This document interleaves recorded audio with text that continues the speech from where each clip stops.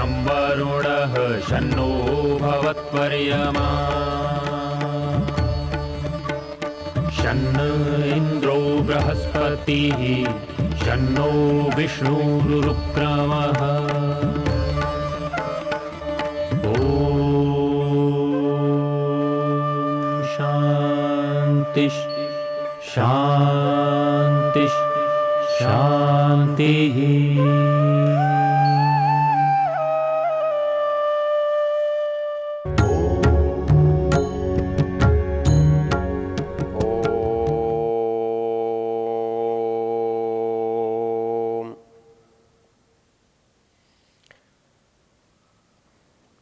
बत्तीसवां अध्याय है यजुर्वेद का। इसका ऋषि स्वयंभू ब्रह्म है और इसका देवता परमात्मा है। अर्थात इन मंत्रों का जो प्रतिपाद्य विषय है, इन मंत्रों की जो विषय सामग्री है, जिसमें जो बताया जा रहा है वो परमात्मा के बारे में बताया जा रहा है। और मंत्र तीसरा है, न तस्य प्रतिमा अस्ति यस्य नाम महद्यशः। इसका शब्दार्थ हमने देखा था, तस्य प्रतिमा न अस्ति, उसकी कोई बराबरी नहीं है, उसकी कोई नकल नहीं है, उसकी कोई तुलना नहीं है, उस जैसा कोई नहीं है। यह एक बात प्रसंग से विचारने योग्य है। इस संसार में साकार ईश्वर की कल्पना बहुत है। कोई भी मत, कोई भी संप्रदाय, कोई भी पंथ अपने अपने तरीके से ईश्वर की कल्पना करता है। जब हम ईश्वर को साकार मानना चाहते हैं तो वहाँ एक बहुत स्वाभाविक प्रश्न है, ईश्वर ऐसा है या ईश्वर ऐसा आप मानते हैं?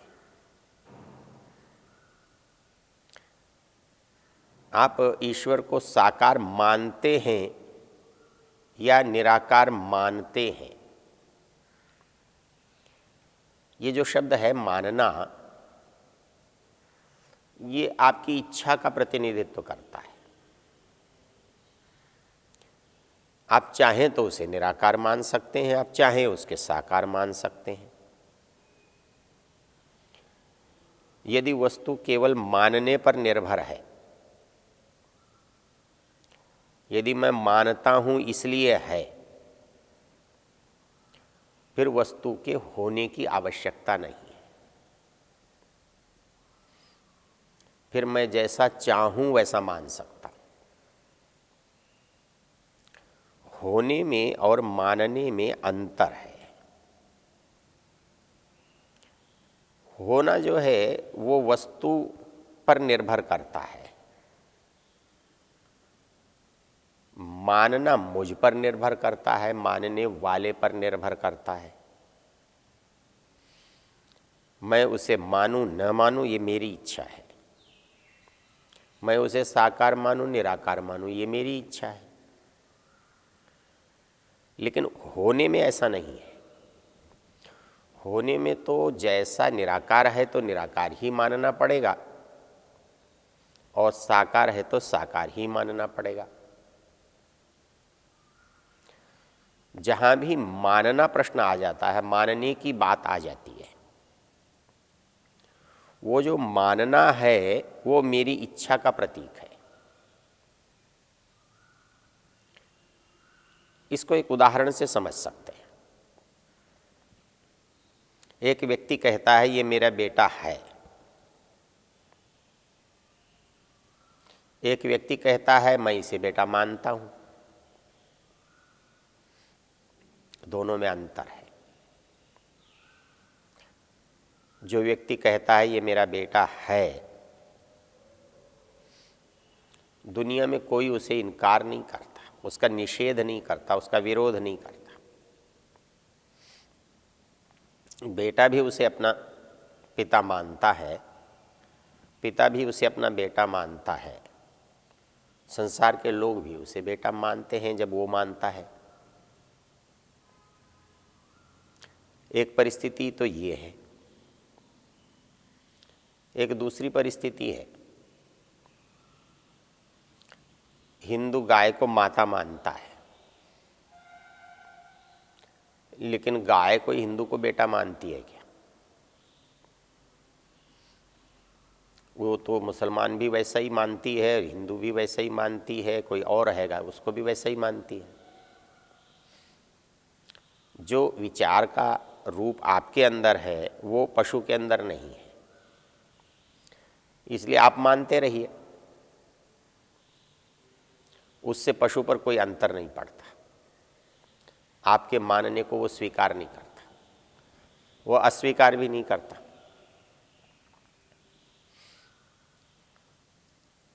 कुछ लोग कुत्ते को ही अपना बच्चा मान लेते हैं, न कुत्ता स्वीकार करता न पड़ोसी स्वीकार करता, लेकिन आपको स्वीकार करने से कोई रोक नहीं सकता। आपकी इच्छा है, आप उसे स्वीकार कर सकते। और यदि वस्तु जड़ हो तो फिर तो सब कुछ आप पर ही निर्भर करता है। आप उसको माने तो न माने तो, रखें तो न रखें तो, सुंदर बनाएं तो असुंदर बनाएं तो, वहाँ उसकी कोई इच्छा ही नहीं है। परिणाम जो है नहीं उसकी कल्पना आप चाहे जैसे कर सकते हो। इसलिए जिस दिन हम ईश्वर को साकार मानते हैं उस दिन जितने मानने वाले हैं उतनी तरह के ईश्वर हैं। हिंदू में भी कहता है मैं तो देवी को मानता हूँ, एक कहता है मैं हनुमान जी को मानता हूँ, एक कहता है नहीं मैं तो विष्णु का उपासक हूँ, कहता है नहीं मैं तो गणेश जी की आराधना करता हूँ। अब ये सब का सब व्यक्तिगत इच्छा पर निर्भर करता है। तो इच्छा मेरी है इसलिए वस्तु है, वस्तु है इसलिए मैं मानता हूं, ऐसा नहीं है। तो होने में और मानने में अंतर है। यदि ईश्वर साकार होता ही तो वो सबके लिए एक ही तरह का होता है और सब मिलके उसे ईश्वर ही कहते हैं, किंतु ऐसा है नहीं। जो जैसा चाहता है वैसा ईश्वर बना लेता है, जो जिसको चाहता है वो इसको मान लेता है। तो इसका संबंध होने से नहीं है,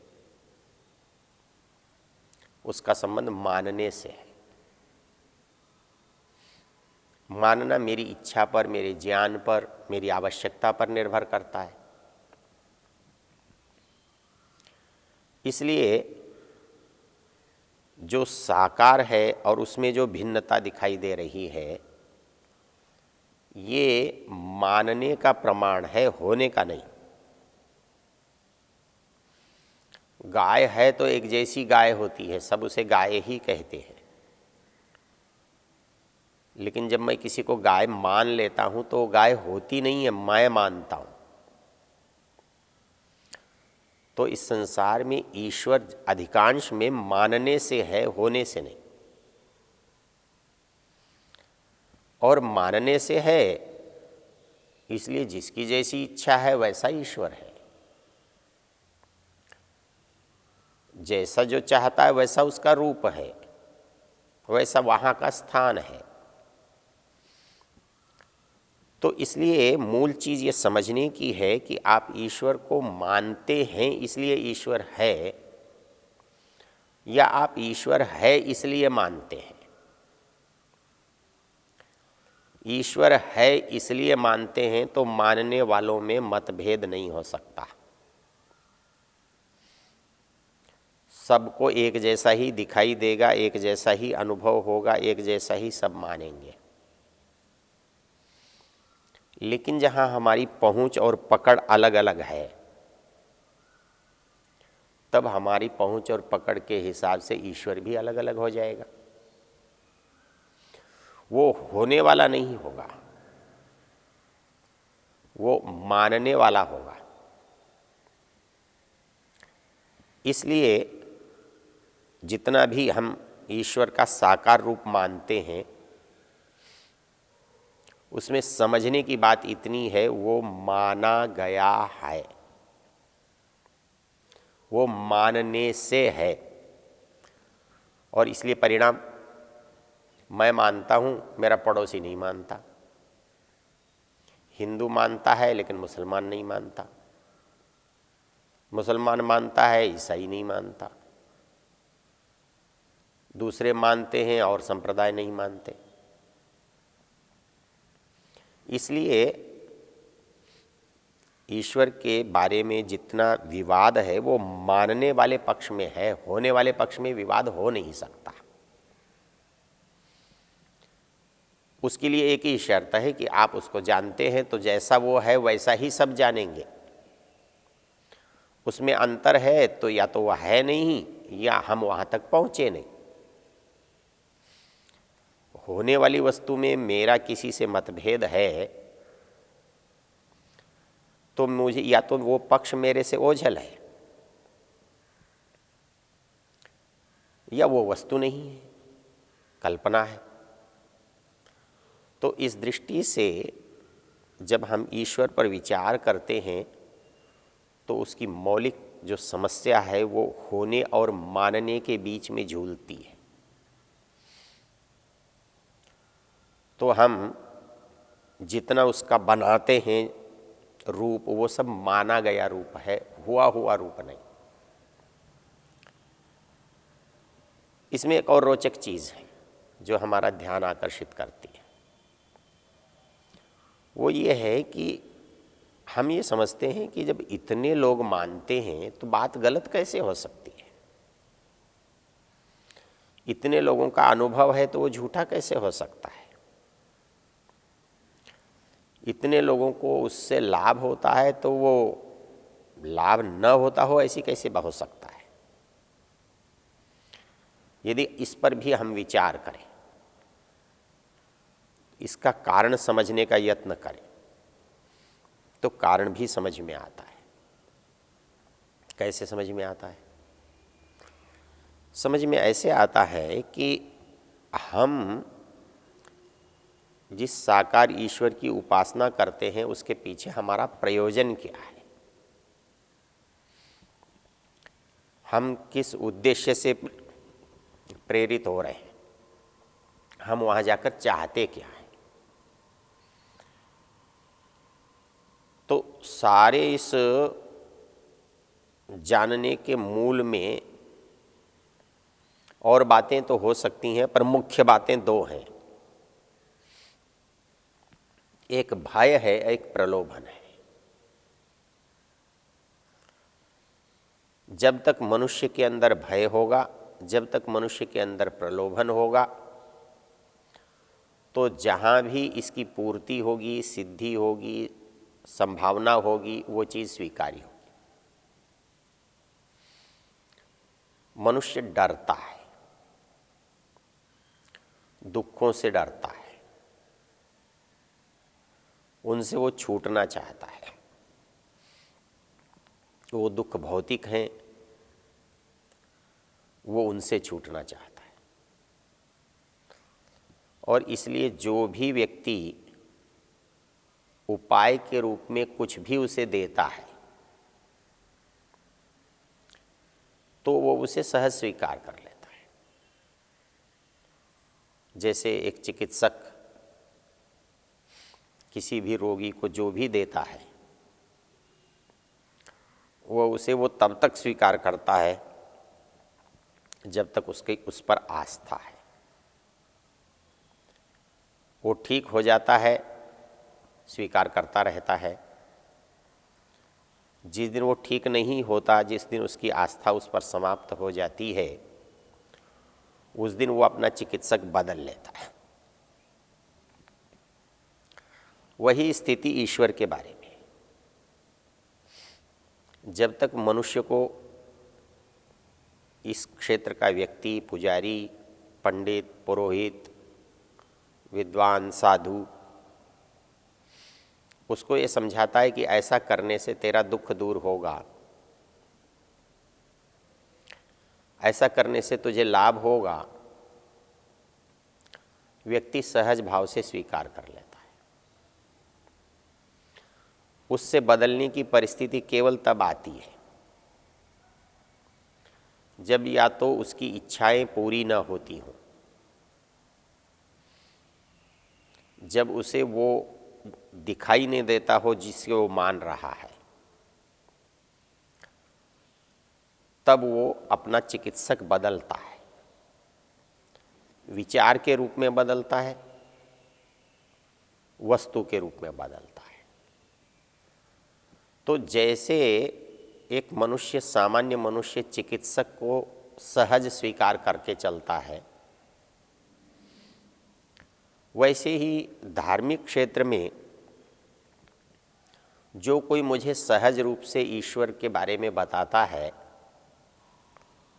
मैं भी उसे सहज स्वीकार करके चलता हूं। इसमें जो मूल बिंदु है उसका कारण क्या है? जब मेरे पास पहले से कोई मान्यता न हो, पहले से मेरे पास कोई स्वीकृति न हो, कोई मेरा पहले का निश्चय न हो, तो ऐसी परिस्थिति में मुझे जो वस्तु, व्यक्ति, विचार मिलते हैं, मैं उन्हें सहज स्वीकार करता हूँ। और मैं उन्हें तब तक स्वीकार किए रखता हूँ जब तक वो गलत न सिद्ध हो जाए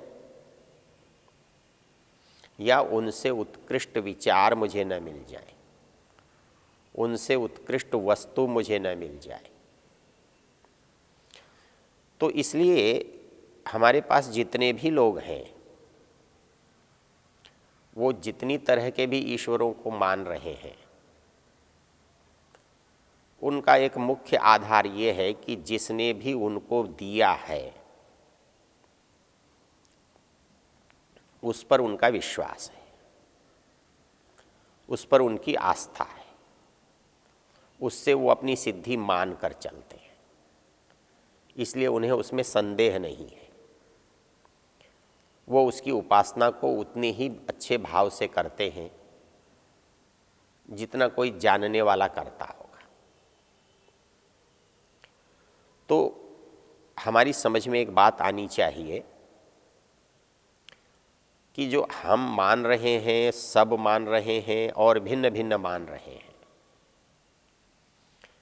इस मान्यता का आधार क्या है? लोग ऐसा मान क्यों रहे हैं? तो एक निश्चित जो तथ्य है वो ये समझ में आता है कि हमारे सबके अंदर एक आवश्यकता तो समान है, और वो हमारी आवश्यकता भय के रूप में है, कुछ इच्छा के रूप में है, प्रलोभन के रूप में है, और ईश्वर उसके साधन या सहायता के रूप में है। और इस तरह से हम दोनों के बीच में एक संबंध है। मुझे लगता है उससे मेरी इच्छा पूरी हो सकती है, उससे मेरा दुख दूर हो सकता है, इसलिए मुझे उसको किसी भी रूप से स्वीकार करने में, मानने में आपत्ति नहीं है। यही इसका रहस्य है।